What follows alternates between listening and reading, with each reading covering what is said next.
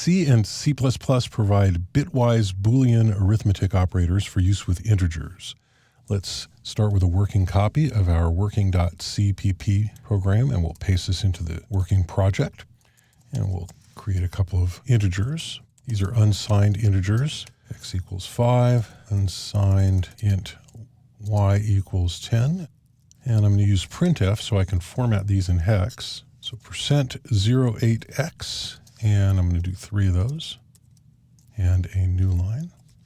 And that will be x and y and our operation. In this case, we're going to go ahead and do x ampersand y, and a single ampersand is the bitwise and. And so what that'll do is it'll go through the integer x and the integer y, and bit by bit, it will compare the corresponding bit in the corresponding variable. And for the AND operation, if they're both set, then it'll set the bit in the result.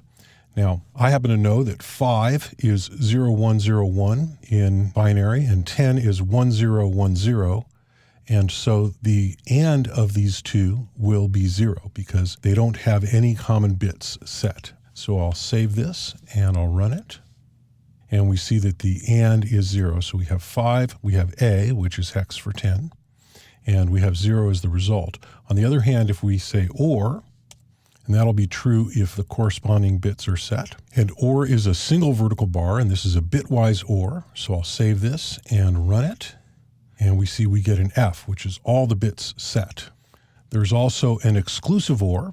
Exclusive OR is the caret symbol, and this will set the result if the two operands are different. In other words, if a particular bit is set on X and clear on Y, it'll be true. And if a particular bit is clear on X and set on Y, it'll be true. So we'll save that and run it.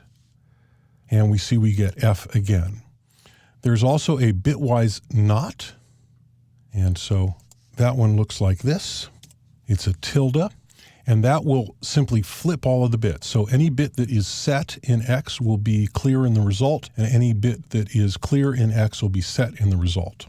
And so we run this, we'll see we get FFFFA.